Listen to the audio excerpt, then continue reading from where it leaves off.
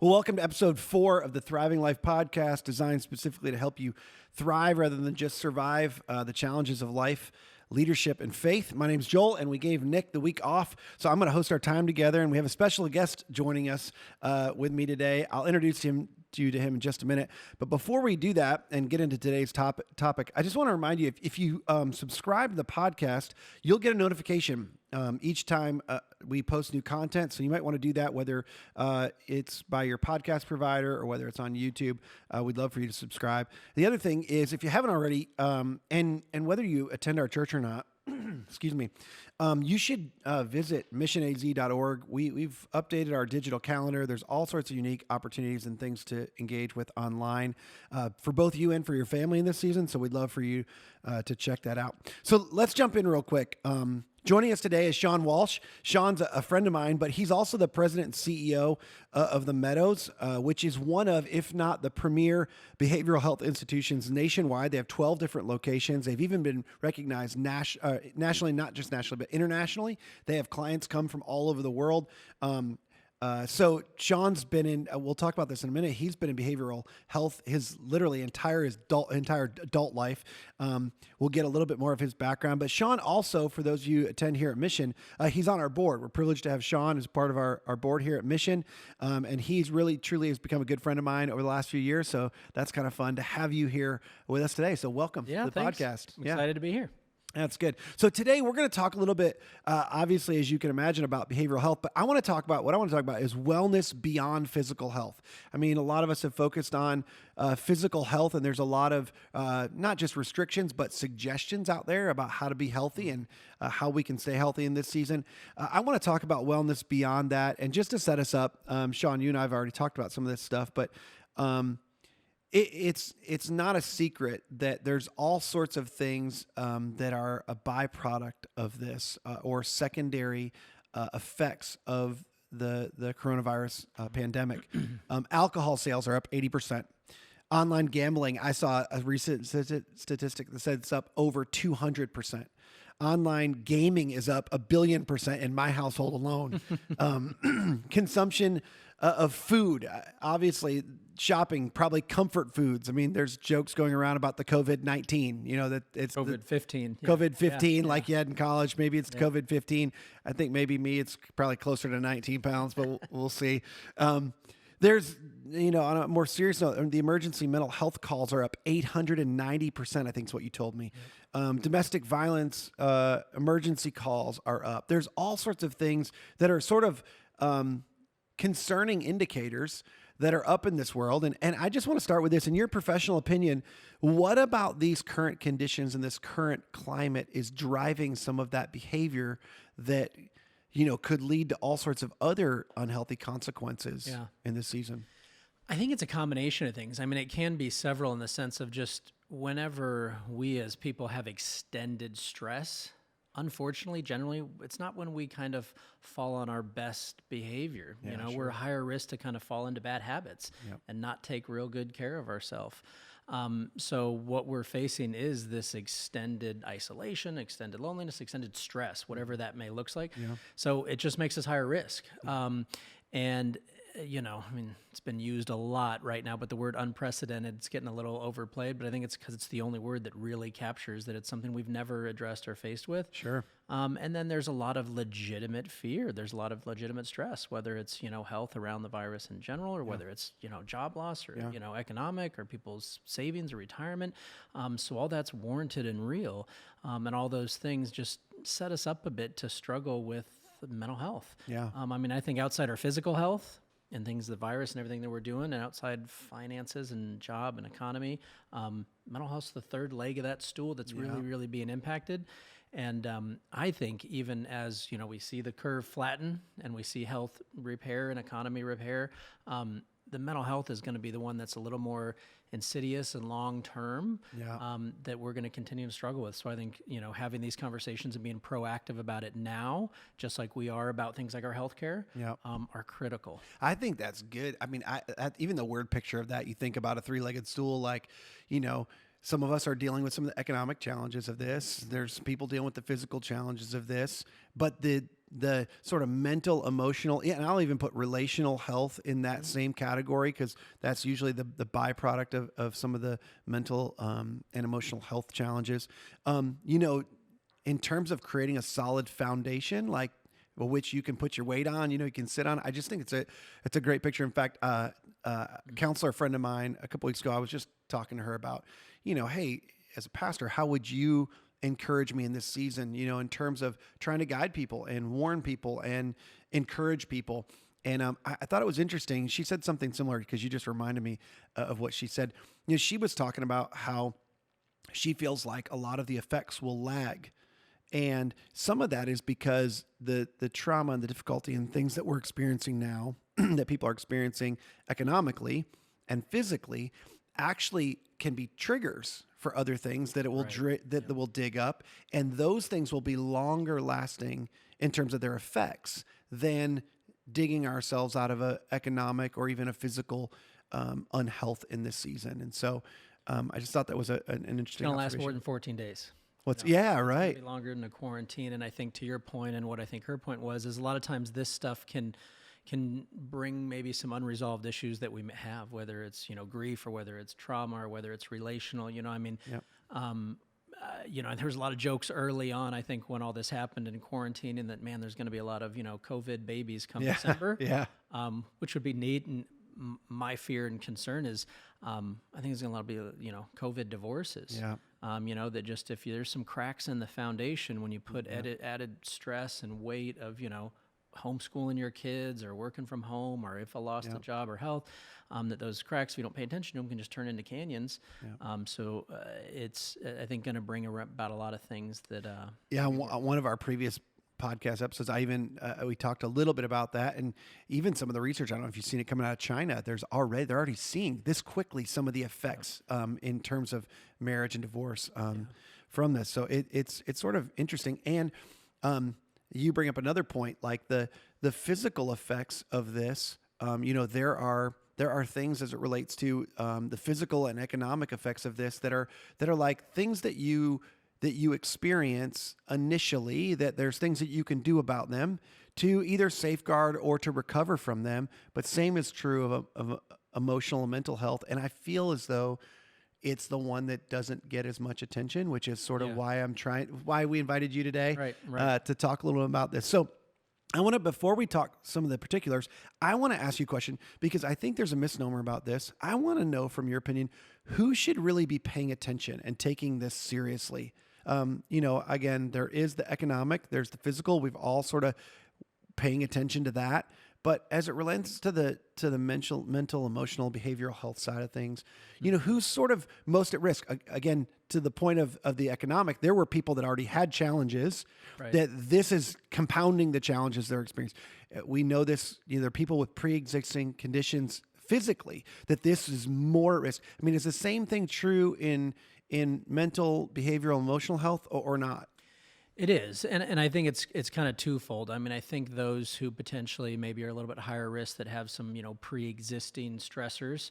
I'm somebody who's in recovery. I've been in recovery since I was 18 years old, and I'm a therapist, and I've done a lot of therapy on myself, and would view myself as having a pretty strong emotional, mental health foundation, and don't fall prey or struggle often with anxiety. And you do one trip through Costco on a Saturday morning, and it's hard not to turn into a fatalist. Yeah. But I think just people avoid it. Yeah.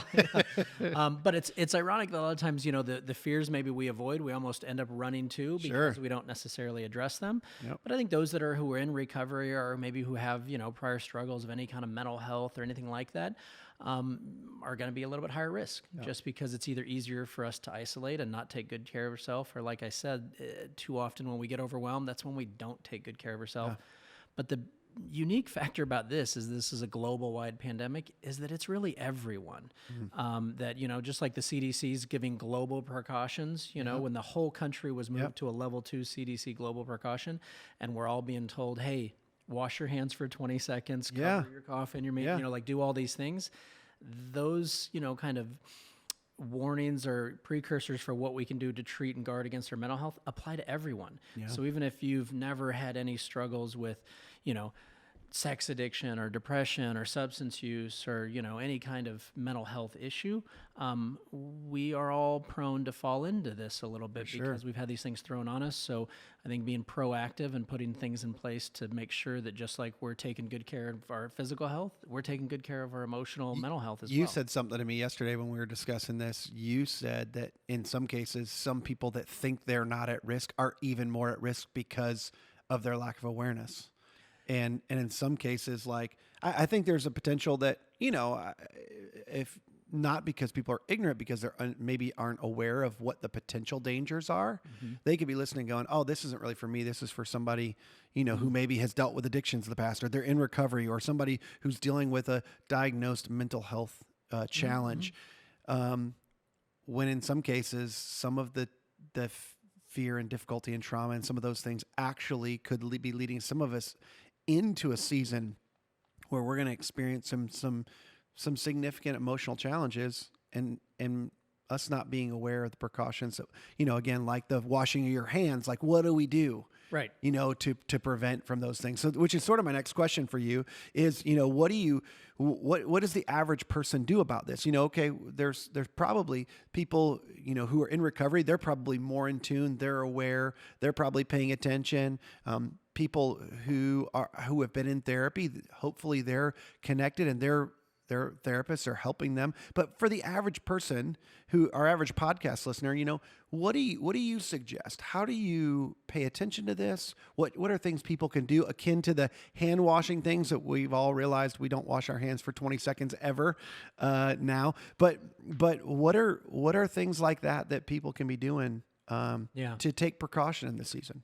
Yeah, I think there's a handful, and to your point, it's interesting that, while we can say maybe some, are a little more high risk, are going to struggle because of, maybe past, I often think, and they're probably better equipped in the sense because they've already been very intentional and proactive how to stay healthy emotionally, where those who maybe, haven't been and maybe take some of that for granted or haven't had to face these things. Because again, it's unprecedented, right? This is historic. No one's ever had to manage through these things. And even those that may be in this field or who've had experience with the past, let's like a CDC worker. CDC workers probably knew how long you were supposed to wash your hands. When that came out, I remember I was traveling at the time and I was in Dallas still with work before it really kind of got that you shouldn't be traveling.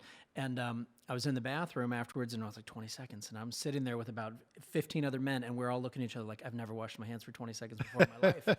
It was convicting. Yeah. But I'll bet you everyone in the CDC or healthcare always has.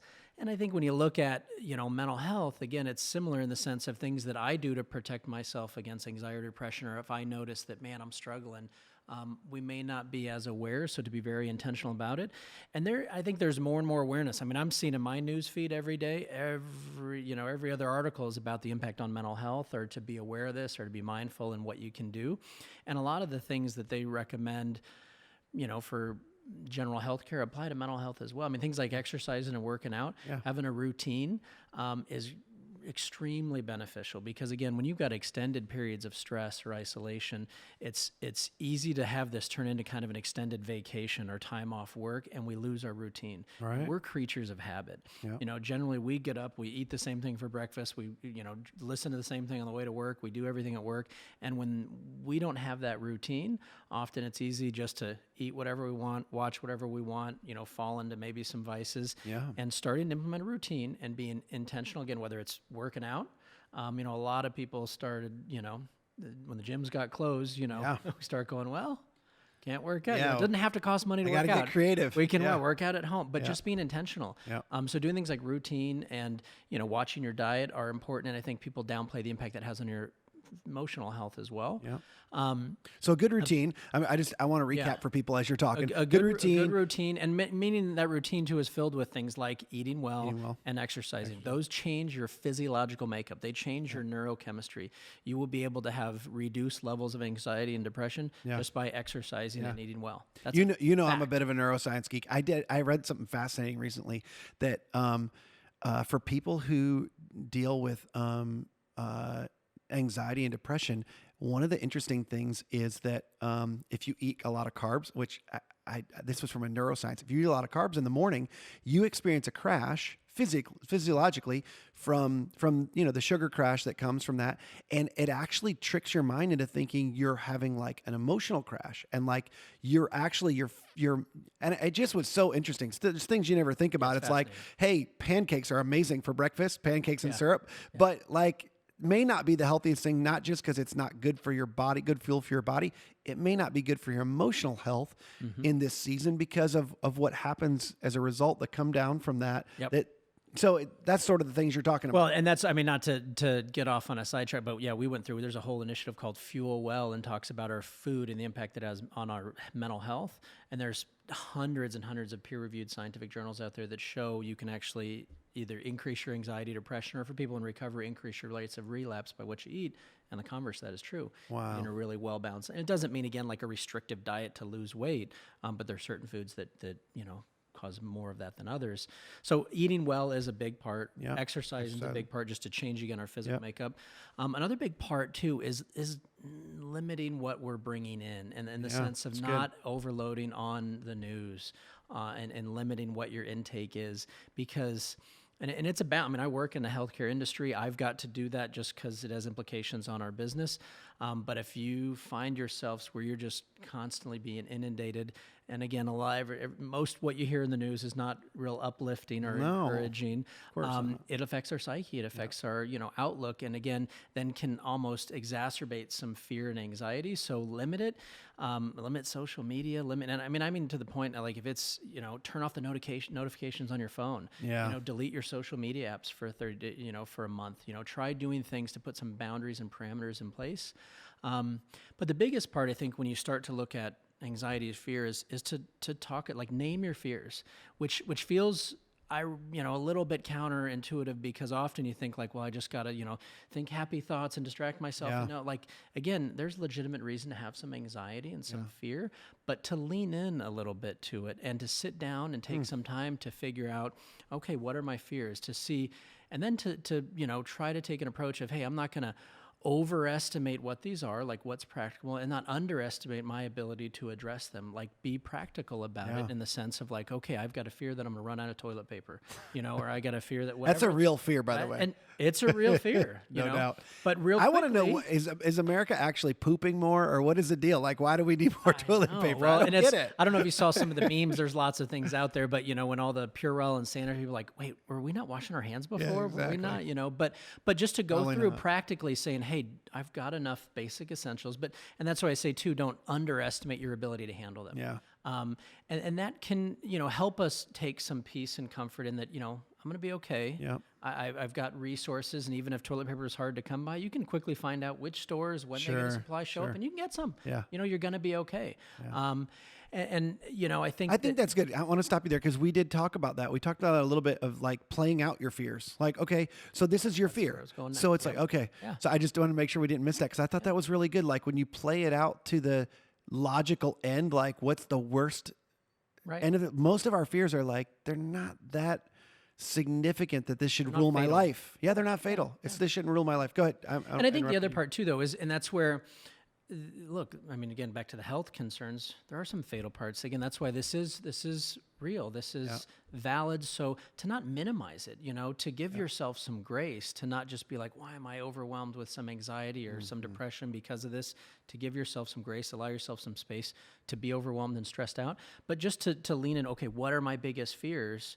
And to talk through that and to seek support. And seek support can look like different things for a lot of people. But the one thing I would advise or caution is to seek support from people who aren't in the same boat you're in. And meaning if you're really struggling with anxiety about, food or supplies or your health or, social, whatever it is, that if I go to somebody who's just as anxious or overwhelmed and scared, I'm going to find myself in an echo canyon, right? Like I'm only going to get back and we're just going to... And at first it feels good because it's like, oh, you relate to me and you feel the same thing as me, but we like compound each other's problems. Real soon it can just downward spiral. So seek some support of people who maybe have a different, perspective, who can still hear and validate, but don't hold that in, And again, if it gets significantly overwhelming and having a hard time cope, seek professional support. So that's a good word. That's a good word. And we didn't talk about this, so I'm going to throw you a curveball. when you said the word cope, I think that's really the crux of this. Like, because there are we all cope, whether it's healthy or unhealthy. We cope in different ways, which is why we see alcohol sales up. Like, there's that, but it's why also I was watching Dr. Oz the other day, and he's like, if you know, stay home. And I don't like watch Dr. Oz all the time, but he literally he was like, hey, what are the anecdotes? He's like, stay home and have sex. And it was like I was like, babe, are you watching this? You know, can you come in here? Doctor's orders. It was doctor's orders. But it was funny because one of the things he was talking about is you're going to cope. Like, you should do healthy things that are going to cope. And so because when it comes to fears, you know, who you talk to, your behavior, I think there's a lot of like, I don't even realize my behavior is changing, but I'm doing this to cope, whether it's I'm spending twice as much time on social media, or I'm getting lost in the news, and it's like I feel like I have to be over informed so that I can have control, and it's actually causing me to spiral, or whether I am drinking a lot more or too much, or whether it's online gaming or gambling or pornography or any of those things. So, you know, you told us a little bit about, like, obviously those are some things to avoid, but when it comes to coping, whether it be, you know, fears or anxiety or profession, give me some more, like, what are some helpful and hopeful ways to cope in this season? Obviously, you gave us one, finding somebody outside that gives us different perspective. What are some other healthy ways to cope when you feel or recognize, like when you said you recognize a fear or you recognize something that seems off or seems unhealthy? What are some healthy ways to cope? Yeah, you know, one of the benefits of this happening in 2020 is all the virtual resources we have, and technology and the resource that can be. And typically, I would get on a different soapbox and talk about the dangers of technology and mental health, and I've done that a lot, and do that with my kids and social media and gaming and all that, because there is some inherent risk in there, because God created us we're social creatures, right? Yeah. To sit here, to look in the eyes, to connect, to have fellowship, to be able to support each other, lean on each other, cry with each other, is how we're created and wired. Sure. And when we lose that ability to do that, again, it can kind of set us up to be a little bit high risk, but there's abilities for us to connect and to not minimize the, you know, value of virtual connection, right? Yeah. And there's a ton of resources online, you know, for pretty much any support group you can imagine, you know, for Celebrate Recovery, you know, things that happen here at Mission, for every 12-step group out there. But there's just a ton of resources online. So I would say to go to those, because the value of, the kind of premise of a lot of counseling or therapy or every 12-step group is just being able to relate and share. Yeah. And somebody else going, me too. Yeah. The power of those words are significant. Yeah. So to look for resources like that. Yeah. But even if it's just your friend, you know, my wife is not a big Zoomer online. You know, she's got but she had a Zoom call for about an hour and a half yesterday with women that she works with, and they're self-employed. And she said, I wasn't going to do that, but she spent an hour and a half with them, and it lifted her. Yeah. You could see and hear it just because you can just sit, and they're in different states. Yeah. Because that's connection. Yeah. Again, outside of, you know, COVID, I would say find ways to do this and look in something. We can do that virtually. Yeah. So I think to be intentional about that, to do that, cool. and your community and what that looks like, and even though there's restrictions, you know, there's still ability to connect and have community. For sure. And foster that, whether it's, you know, online church services, or, you know, taking walks with neighbors that are on the other side of the street, or 6 feet of distance. You know, there's just ways to still foster community and foster support. That's critical. And I've been doing some of that same stuff. Like, I just noticed there was a group of guys I hung out with that I haven't seen in a long time, that we all got together. There's 8 of us on a Zoom call the other night, and we just sat there and just chatted, and we didn't talk about this. We just, it was literally just like, hey, what's going on in everybody's world prior to this? And, you know, just stuff to catch up on. And it was everything from recent trips people have taken to, you know, things they've learned or cool things that they've experienced. So it was, same thing. It was super life-giving. I even forgot, like, you know, like one of the things we talk about a lot is how in this season we have to be careful, because people are going to try to escape or instead of coping in healthy ways, you're escaping or you're medicating, or, you know, you're coping in unhealthy ways. But there are healthy ways to escape. It's why we take vacations, right? Because, like, you know, in the seasons of intense work, like, we need to escape and sort of, but that's not realistic longer term. And so, like, what are the healthy ways? Like, you can't escape from your family constantly. Like, one of the things that bothered me about myself, and I don't mind saying this in this season, is like, working from home, it's harder for me to be productive.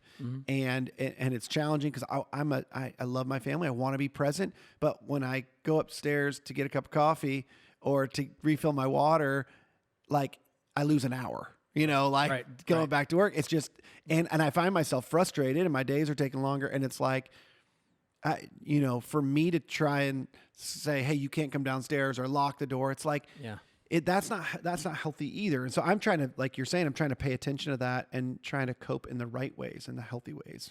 And I think a lot of it is the mindset you go into it. Like, we have to create a new normal. That routine's gone. Your workday is going to look different during this season. And sometimes just kind of accepting that and creating what the new normal looks like. And again, looking for, I think, the hidden blessings in that. That, man, you're going to get to see your kids. I kind of work in the office still some because we've got healthcare organizations and then some at home. I'm seeing my kids more often than I have. I mean, it's a fact. And there's some stressors in there, but there's also some blessings. And, I talk to a lot of families that are kind of saying, man, like, we've created more, whether it's, board games and all these things we weren't typically embracing or doing as much of, but to create some, something for the kids to do outside of online We played school. kickball as a family at the park yesterday. Like, when was the last time, right? I don't remember. It's been a long Or time. I've talked to people who, involved in club sports and their weekends and time, like, we're just so busy. All of that has said, come to a screeching halt and forced us to really value our relationships and spend a lot of time. And again, it doesn't mean that goes without stress, especially if there is some cracks in the foundation or some stress in there. But I think it's creating that new norm, given grace and given permission that it's going to not look like what it was, looking for things to embrace and, and to take advantage of, because this will go away. This too shall pass. And we'll be back to our normal busy lives. And I've even, we've talked about in our small group and different settings of, like, what are we going to continue? Like, what have we been forced to change and adapt in this time that should continue after things go back to normal? And there's a big there's a lot of, like, this is a hidden blessing here. Here's another hidden blessing. We should keep this going, because doing things like that changes. You're able to accept more. You're not fighting it. I even realized too, this season has sort of forced a pause on things that, activities that not only should I reevaluate, should we continue, do we add that back to the list, do we continue doing that? But I've also realized it's made me aware of some things that I was either using to distract me or that were just busyness that didn't really add value. And there's some things that we really miss, and there's other things we really don't. And we start realizing, oh my goodness, like, I think we were doing that because we felt like we had to, or we felt like, and it wasn't really life-giving. It wasn't really bringing health and fostering growth in our family and our relationships. And so I think in some ways that's really good. I want to, this is going to be a sort of a hard pivot, but without sharing a lot of details and it being too sort of overwhelming, I shared with you that two people that are close to us this season brought their family a really difficult turn. Two different families that are super close to us from where we used to live. And one of the families has a family member that relapsed significantly in this season. And the other has a family member who unfortunately took his own life because of stuff he was dealing with previous to this. And the isolation was just too much. I'm wondering, I imagine that there's people who are listening that notice friends or family members or people close to them, that they see things that are concerning, or they're just generally concerned. What kind of advice would you give to somebody who is concerned about someone or sees behavior that seems concerning? How do they approach that, and how do they approach them in a way that's not off-putting, it doesn't push them away, but that could be helpful for them and maybe either open up a conversation or maybe push them towards some healthy ways to cope in this season? Yeah, that's a good question. And I think oftentimes with issues like this, that are mental health or addiction or depression or suicide or things that make people uncomfortable. They're afraid to talk to them. They're afraid they don't have the exact words. They don't know how to intervene or say, so they just kind of hold, that fear to themselves. And that'd be the first thing that I'd say is there are no right words, that oftentimes people are just wanting someone, again, just like that fellowship, to say, how are you?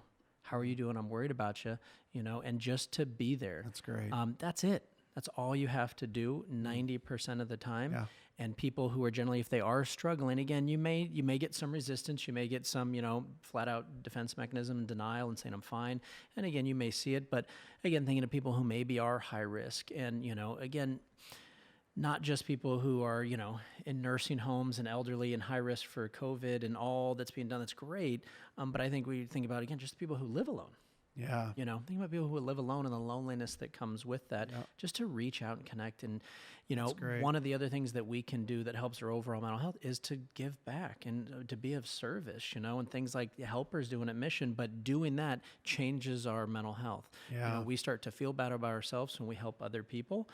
So just that's encouraging and to reach out to people and just to, and there's a lot of typical warning signs you can look for. Again, if someone's depressed, where they're not getting out of bed, if you're 18-year-old or 17-year-old or your high school senior who's not getting their prom, and high school, teenagers are wired for social connection. They don't want to be at home with their family. Right. So if you just see signs of depression, like, man, they're not getting out of bed, they're not doing this, they're pretty disconnected, or they're only on their phone, don't hesitate to ask the questions and to just force yourself to intervene a bit, because oftentimes people then will share. And again, you can get a sense of if there's professional help that's needed. Yep. And to remember that that's a essential healthcare business, that sure. everybody's doors are open. Yep. Counselors, even if it's virtual, even if it's, and you guys have been even fighting for this to keep your doors open and making sure that you can continue to take, and just to remind people. I mean, that's across the country. And again, there's a lot of online resources and support.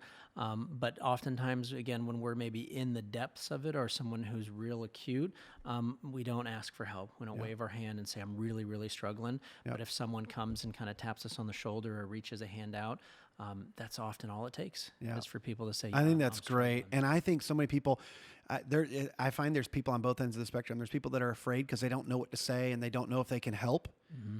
And then and that's bad because they don't sort of engage. They're fearful to engage. And then there's people who want to take control and they think they know what to tell these people to do. And there's the other side of that that's like, no, you shouldn't do that either. Like, you're not a professional. You don't need to give them advice. You don't need to tell them what to do. It's like, you just need to go and let them know you care. Yep.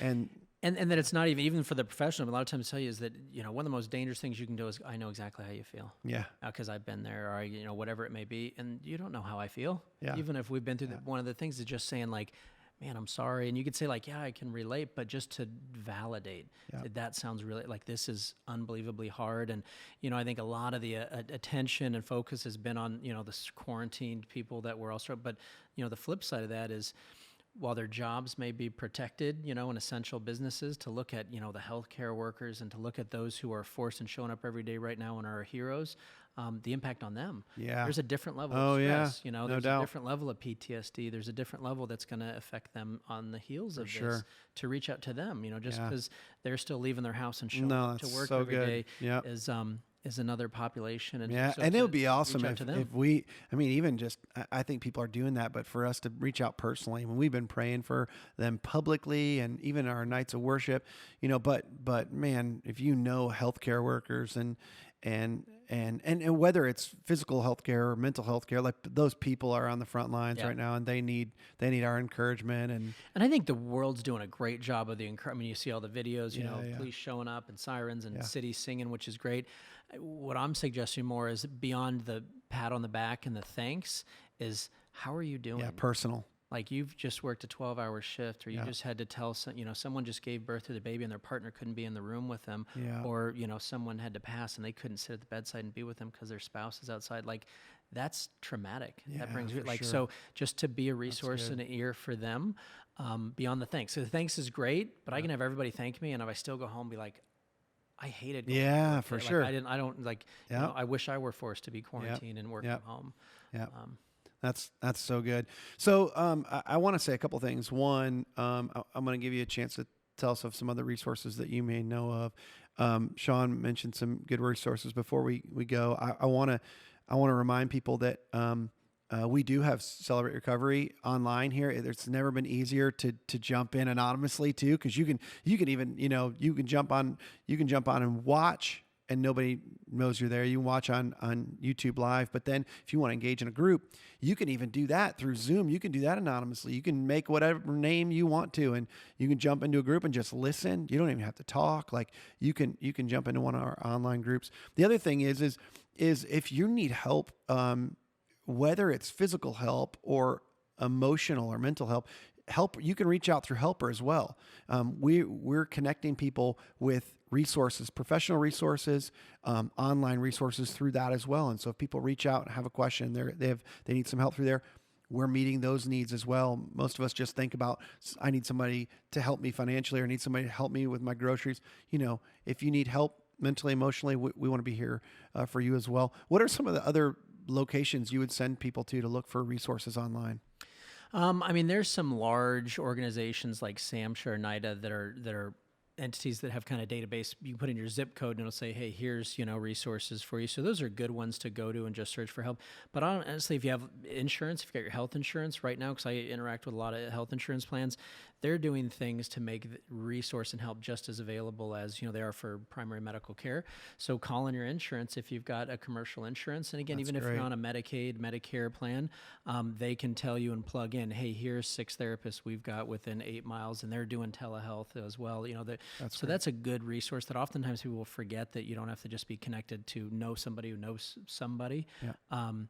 That they're plugged in. They've got folks that they know by specialty, by area. If you need somebody to help your 16-year-old who's struggling a little bit, call your insurance. They can tell you. That's great. Either free online resources or ones that and again, a lot of times they're waiving. They're giving some free sessions, 6 to 8 sessions kind of free. Yep. They're doing a lot of things to make themselves as accessible I'm going to look as into with our team, trying to, we'll let you know if we do this, but we should probably add some of that to the Helper site. That's great. Some links for people for some of those online resources. So I'm going to work on that. If you're counting on that, you can email me and remind me, but I'm going to work on that. You can hold me accountable for that. Hey, thank you so much for being here with us. Thanks for having me on this. Super helpful. I know you're ridiculously busy in this season. You left a meeting, you're going to a meeting. So thank you so much for joining us and taking the time. Your professional perspective is one that I couldn't provide, and so it really means a lot to me. My pleasure. Thanks for having me. Yeah. Thanks so much for joining us for this episode of the podcast. If you haven't engaged with some of the other things we have online, we'd love for you to do that. If you have, we're looking forward to seeing you again this weekend as we continue our series. In the meantime, as we can talk about what do you do when there's nothing else you can do in this season to take care of yourself, to be healthy, and to stay connected with God and others. So I hope you'll join us for that. Thanks so much.